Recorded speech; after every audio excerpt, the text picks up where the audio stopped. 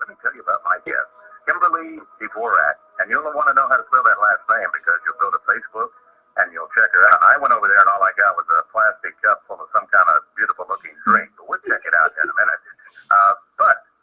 She is the award-winning national security, border security investigative reporter for TV, radio, and the print media. And she's covered the news with an outside-the-beltway perspective. Her experience as an investigative journalist ranges from national security leaders like Gitmo's Khalid Sheikh Mohammed 9/11 trial, immigration, and foreign policy issues. She is the TV correspondent, CW News 6 San Diego, and you'll also find her on One America News Network. And the most important thing, you can read all of her reports at thekdreport.com. Hello there. Are you there, Kimberly? Yes, I am here. I can't find you on Facebook for some reason, but it says I'm live. It says I'm going. It says I'm live. You gotta go look around for it. Yeah, I got to do that. But I do have the one where you're holding something looks like an orange soda. I'm holding an orange soda. I have no idea what that one is. I don't know what. Okay. Well, I'll tell you what. The president has done it again. Yes, he has. Pardon me. You know, when I look at that your latest NAFTA gets an overhaul and a new name, and then the important thing, listener, stock market surges. But boy, they don't want to talk about that, do they? They'll say NAFTA, okay, change the name, and it's the Mexico-U.S. treaty, okay, but they don't want to talk about that market, do they? It's got to be like the sky is falling. Well, I mean, it's amazing that, the NAFTA deal did not get a lot more coverage. I mean, it was actually a significant concession made by the Mexican government on this. They had to come to the table. They had to work with President Trump and his administration, and they had to make several, concessions to the U.S. government. And of course, since President became the president, he's had a very contentious relationship with Mexico. And of course, building that wall down along that southern border and saying that Mexico would be paying for it. And then Mexico continually saying they're not going to be paying for it. It just seems that, here we are a year and a half later and we have a deal. And, after this was kind of discussed earlier in the week, all of a sudden you had Canada coming to the table saying, okay, we're ready to talk to you, America, and we're ready to see what we can do for the country. And we're ready to, open up discussions for a new trade deal with Canada as well. When I see what's going on with Trump and the current president, what's his name, Nieto, I think it is? Peña Nieto. And it's kind of strange because it reminds me of Obama and Trump in a way, see? Mm-hmm. Because if Trump was coming in December, okay, because that's when the new guy, the socialist that just got elected, he comes in December, and here this is, a game changer, especially for Mexico. You wonder, wait a minute, I'm going to be the president. I'm going to come in here. The new guy apparently is on along with it too, so we don't have to worry about when the new guy comes in that everything's going to go haywire. Yeah, right? and I think too, I mean, I know we only have a few moments here before we go to the break, but I think that it's worth actually pointing out that Jared Kushner was actually one of the lead negotiators in this and actually was able to work with Mexican officials and push this to the finish line. And this is why the president wanted to bring him in because he's kind of he placates and kind of is like, okay, well, yeah, the president's this, but he comes in and can pick up the pieces and quietly goes about doing his business and working incredibly hard. It looks like on this, it looks like he had a lot to do with this deal, at least according to Larry Kudlow and some of the other top officials within the Trump administration. So kudos to Jared for doing this. And if this is what his role is going to be moving forward, the American people shouldn't be too worried because this is actually something that was positive for our country. And as we go into this break, Kimberly, let me ask you real quick. Does it surprise you that the mainstream media doesn't attack Trump's son, who is doing so good? I mean, I don't see it mean, there is a lot of criticism out Is there. there? Okay, I must tune it out automatically. Yeah. Okay, we're going to take that break. Hold that thought. Kimberly Dvorak, and it is thekdreport.com, and she streams live at periscope.com. I still can't find her on Facebook, but I know she's there, and you can also find her on YouTube. That is, you know, if they don't say, well, that's hate speech. What do you mean? I like Chuck. That's hate speech. And you know what? Never mind. And it is the KDReport.com. We'll be right back. CRN, Jeff Louder with my guest Kimberly Dvorak, and discussing her latest NAFTA gets an overhaul, new name, stock market surges. And I found some little short things here I wanted to tell you about that are very interesting. CNS News came out with this. They said under the North America Free Trade Agreement, NAFTA, that President Bill Clinton signed December 8, 1993, the annual U.S. merchandise trade balance with Mexico has fallen from a surplus of approximately $2.8 billion to a deficit of $70.9 billion. And that data is published by the U.S. Census Bureau. Yeah. It was a disaster. And wasn't it interesting, and you mentioned here, whenever he went to his telephone, and thank God it wasn't me, I was thinking I'd probably never be able to hit the right button, hook him up. Problems I'm having. You know? Anyway, and got the president on there for Mexico. Yeah. Well, I think that, you know, one of the reasons that I think that the new president of Mexico, who will be coming into office, as you said, in December, one of the reasons he signed on to it was because of this, you know, minimum wage agreement that the president had attached to this deal. He wanted to ensure that, you know, 40-45% of the people working for the whatever, you know, car manufacturing plant it is down there would be making at least $16 an hour. Now, the Trump administration kind of thought that they would do one of two things. Either, you know, the auto manufacturers will say, you know, well, if we're going to pay that kind of money, we'd rather pay Americans because we know that they would have a stronger work ethic or something along those lines. So that would actually drive more manufacturing back to the United States. And then on the flip side of that, if they decided to stay in Mexico, or they do decide to stay in Mexico, they're going to have to be upping their wages. And now if someone who's living in Mexico is making $16 an hour, that's substantially higher than what the average wage per day usually. I mean, they don't even make that usually per day, so they're gonna be making that per hour. So I you know, the new Mexican president coming in, he obviously was saying, yeah, that's a really great thing because that's going to help out our people. We're going to start going towards making, you know, more money and corporations having to pay higher wages, which is a win-win for everyone.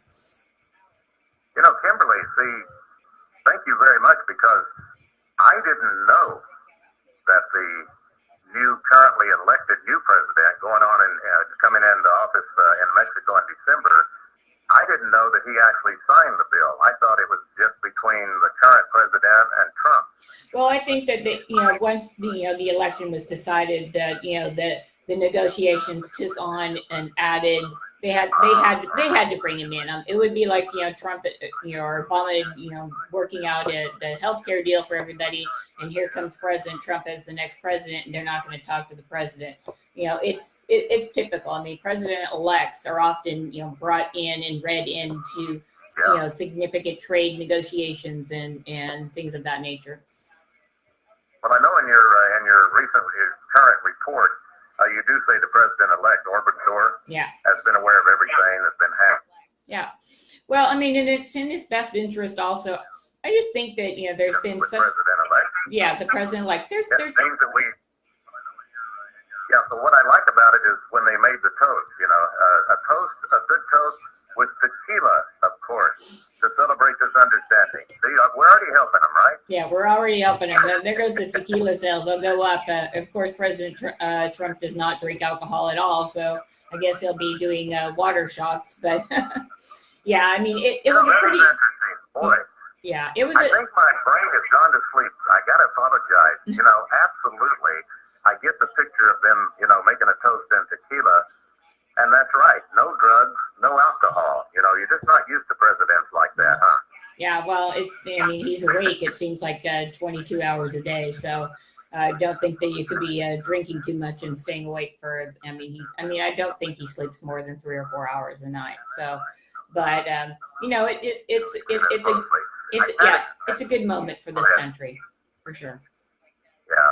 I think Canada, I think that Trudeau, he's, I have a feeling he's very excited about getting his name on a treaty. You know what I'm saying? Yeah. He played hardball for a little while, and I think that backfired on him, but I may be wrong. No, I think you're right on that. I think that, once this came about and, it was, I think the media, they kind of like looked at the way the president, brought them all into the Oval Office and surprised them on speakerphone that the president of Mexico was there. And that's transparency, and that's what the media generally says, and what we say we want to hear. We want to be in and listen in on some of these phone calls. And the president does this. And I think when he does that, he just gets a lot more buy-in. I think that, the average person, of course, that will at least make, 30 seconds on the evening news. So the average person looks at it and is like, wow, I thought that, Mexico hated us. They just signed this deal and it's going to be great for them, for us.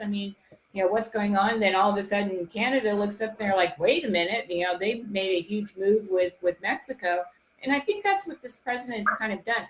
We've been in all of these, trade deals and, and NATO and all these different organizations. And the United States has always kind of got the raw end of the deal. I think the United States, and what President Trump's view of all this is, he would rather have more bilateral deals, meaning that he wants to work on certain trade with Mexico, with Canada, and he doesn't want to get it mixed up with the EU, and he doesn't want to get mixed up in NATO. He doesn't want, he wants to just kind of look at and take things piecemeal, if you will, and say, look, what's good for this situation in Mexico, we can do something a little different that will be better for our partners to the north in Canada. And I think by taking it that way, I think that's why we're going to start seeing process. You can't look at the stock market, you can't look at the retirement funds, the pensions. Without going, this economy has really, really taken off. Every time they do the GDP, they always usually revise it down. This month, when they did the revised GDP, it went up. So we're sitting at 4.2% GDP. Those are numbers we haven't seen for years. And those are things that actually help Americans, the average American at least. And you mentioned here Trump's economic advisor, Larry Kudlow. Yeah. He said that the president talked to Canadian Trudeau and explained, quote, the deal with Mexico should serve as a reset for talks with Canada. Pardon me, last evening, I said, I got to go check some mainstream media, but I sure didn't want to go to CNN, okay? Because they're probably still, sticking on the story that the lawyer, Lanny Davis, told him he made it up, and they're still going anyway. Yeah. The mainstream media, and you know what, they spent about 15 minutes with a bunch of interviews. This was the CBS station, was how Trump's deal with North Korea has fallen aside because he canceled, those talks, and not the talks. I'm sorry, the exercises. Yeah. And I'm going, my goodness, they spent all that time, and they had all these experts, and supposedly, China's not happy, and the South Koreans aren't happy, and they're not doing anything. And I thought, gee, I'm trying to think, when was the last time he shot off a missile? Yeah. Well, I actually, on Tuesday, I was in D.C. I flew home yesterday, so I'm in San Diego for the long weekend. But on Tuesday, I was actually at a lecture, and I was, sitting in and discussing the North Korea deal, what's going on, where we're at in the process. Is it stalled? Is it going to move forward? And they had, people from both sides of the aisle, and it was a pretty good discussion back and forth, and could get contentious at times in that. But as much as people really want to believe that this is all going to fall apart.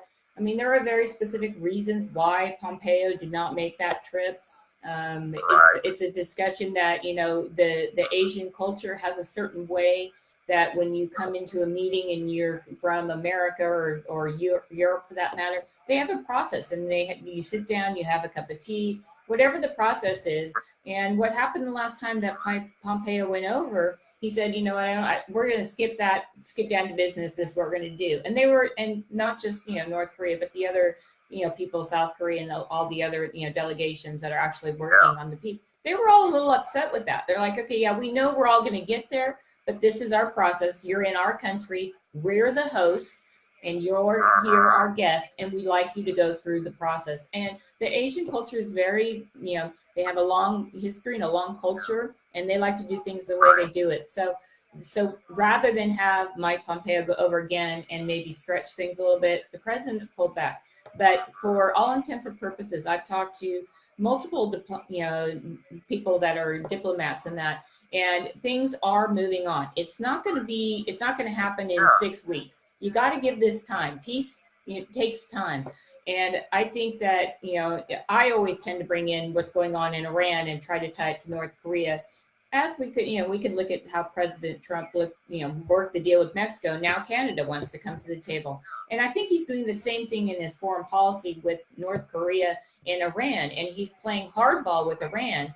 And that's bringing North Korea to the table. So I think that moving forward, that you're going to see the president work on those issues. And that's just his style. And, I talked to a lot of different people. And I'm like, we've had, our foreign policy has been so poorly, written out or put out there for the last 20, 30 or 40 years. Isn't it time, and isn't maybe just a change of pace, try something different? And that's what President Trump is doing. He's doing that something different. Will it work out? We don't know. I mean, but what else, what do we have to lose? Like you say, you're going with their customs, come over here and have a cup of tea and we'll talk. Yeah. It's sort of like, you buy the lady a drink first, okay? Or two or three. And then let's start. Or two or three, And just because, it says, Pompeo, I don't want you to go over there. Boy, I mean, every little thing he does, it's just, what can we do today? But let's totally ignore all the bad stuff we're doing. They should be hung for it. Yeah. But the news is proving that they're in it for themselves, and they're activists. They're not journalists anymore. And Trump's just quietly going about his business and getting things done. And I think that when we come to the midterms here, we'll see the president. I think that the GOP will barely keep the House, but I think they'll keep the House and we'll move forward. And I think the president will have an easy re-election in 2020. I just think that people are tired of the sniping and the criticizing, and they're watching the president putting trade deals together with Mexico, putting deals together with Canada, getting ourselves, trying to, get regime change in Iran without putting our boots on the ground and going to war, and pulling ourselves out of Syria, and all of these different, situations that this country has been involved in for years, and he's quietly going about and changing it. Our economy's booming. It's the economy, stupid. I mean, you can't. Voters are going to look at that and say, what am I going to vote for? Raise my taxes? Give me a bad economy? I mean, it's really going to be difficult for the Democrats to go out there with a message other than Trump's bad. That CNS News thing about NAFTA and how bad it was since 1993. I mean, boy, like Ross Perot said, whatever it was, we have a giant sucking noise. And people, I guess they got used to it. Now here is another thing that, because you mentioned moving forward, President Trump has to convince Congress to sign the trade agreement, solidifying the deal for the next 16 years. Yeah, I think it'll. I don't think you're going to have a problem with that. I mean, it's gonna. There's going to be come in there and kick it out. Yeah. And say, oh, we got to go to prison. Yeah. And say, well, listen, you lost $70.9 billion. No. But that was Clinton. We're going to stick with that. Yeah. And give us Obamacare. Yeah. I think that there's a scant chance that won't pass. I think it's a guarantee that you're going to get everybody by, and you're going to have several Democrats sign on to that. It's just, it's not. It's a no-brainer for any congressman and they're all up for re-election here. So it's a no-brainer for them, because this is a trade deal that's going to work out better for the United States, and it's going to actually help Mexico out too, to help their economy as well. Sorry, but your phone is cutting out there a little bit, and whenever you stop, I say, my turn, and then I come to find out, no, you're still going. So I got to apologize for that. You say with the majority of details remain scant. A significant component newly minted deal centers on improving the auto industry's wage requirements. And this is like, I think at the very beginning of the program today, you mentioned about how these prices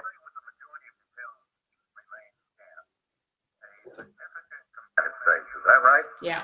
Well, I mean, it's just we're either going to the auto manufacturers are going to do one of two things. They're either going to bring manufacturing and increase the numbers in the U.S., or they're going to pay the higher wages in Mexico. That keeps if you're making more money in Mexico and that's your country, you're more likely to stay there, and that's going to help the Mexican economy. And it should push other industries as well, not just auto manufacturing. But I think we're going to see other industries step up and start paying their workers a little bit more. And again, that's exactly what Mexico needs. They need their country to boost wages so they don't have to come here to earn the money to take care of their families. And you know, they're building the wall on their south border, to keep people from coming in. Maybe they ought to build the wall on our south border so the people from this side don't go back to Mexico, see? Yeah. Look at it that way. Keep them out on both ends. The interesting thing, and we're coming up on our final break, Kimberly, is are you getting the impression that Trump is saying, all right, if you want to stay in Mexico and you're an American auto dealer, you're going to have to raise your wages? That's what I'm going to get into when we come back. Because it sounds funny that he would even say, yeah, go ahead and stay there, because before he said, no, I want those companies to come back. Kimberly Dvorak, and the website, thekdreport.com, thekdreport.com, and she's a correspondent, CW6 News, San Diego. Every once in a while you'll see her at One America News Network. We'll be right back. CRN, Chuck Wilder with Kimberly Dvorak, and she is the award-winning national security, border security, investigative reporter. And when I say award-winning, I mean had to buy a bigger house to put all those awards up. And we are discussing her latest NAFTA gets an overhaul, new name, stock market surge, and all this positive news. But, you know, you got to go to the right place to get it, I guess. Let me ask you again, does he, because, you know, he kept saying whenever he was running for election even, you know, got to bring these companies back to America. Is he kind of wavering on that, saying you can stay there but raise your rates so the Hispanics can get a better salary? Yeah. Am I reading that right? Yeah, I don't necessarily think that he's saying, yeah, we want you to stay in Mexico. But I think how he's negotiating is I think it's relatively, simple for most people to, understand. Why are people crossing the border to come work in America? It's because they're getting paid more money here. So if these companies in Mexico are trying to do this by paying people, $10 a day, then that's incredibly unfair to the people not only of Mexico, because they're only making $10 a day, but it's also unfair to American businesses who can't pay their workers $10 a day. So I kind of think that, once the president became president, he starts looking into this. I think it's not a bad thing. And I think for a long time, we haven't had a president said, look, what can we do to help our neighbor to the south do better things, improve their economy so their people will stay instead of fleeing and coming north and cost this country more money. And the simple thing is increase wages. And so I think that what you're seeing now is the president kind of implementing that. I don't know if that's what he necessarily campaigned on and he wanted to do that, but I think once you look into it, that's what you see. Hey, explain to me, with my ignorance here, and I've heard it so many times, you said the Trump administration caved on its demand for a no sunset clause. Yeah. What does that mean? That it never expires? Yeah, well, it's kind of like, the tax, we did all the tax breaks for everything, and the Trump administration wanted that to be permanent. And then, this has a sunset clause, so then Congress can get back involved and it can go away or not. I mean, the president wanted this deal to be a permanent deal, so he didn't want it to, expire in 16 years and everybody's going to have to renegotiate where they are. So, and that was the one sticking point with Canada. Canada was not, going into this deal with the Trump administration because they didn't want this to be a lifelong deal. They want, be 16, 14, 12 years, whatever it is the Canadians wanted. So that was a concession that the Trump administration made. So we'll see, you know, You know, how that plays out. I see the point, you know. It's like, yeah, no matter who's in the office, you never know, you know what I mean? Yeah. So it's like Obamacare, you know, if it had the no sunset clause, maybe it'd be hard to get rid of, you know what I'm saying? Mm-hmm. So maybe it's good, because I don't see where it's not going to work. Yeah. You know, it just depends on, it'll just depend on who's in office in 16 years. I mean, that's what basically be. And with the trade deals, I mean, we hadn't done anything with NAFTA since the 90s. And obviously it needed to be redone. So these trade agreements do need to be looked at. And this trade agreement in particular will be looked at every 6 years as well. So, you know, these are agreements between countries, and, you know, making sure we negotiate good deals for our people, as well as, the other party feeling that they've done a good job for their country as well. That's what this president's doing. Okay, so heads up, Chelsea Clinton. You got the word. Kimberly warned you. All right. Thank you very much. Kimberly Dvorak, D-V-O-R-A-K, and you can go to thekdreport.com and get all of her great reports. I appreciate it, Kimberly, and I apologize for some of the technicalities today, but okay. At least you were here. Have a good weekend. And we'll do it again. All right. Okay, we're going to be back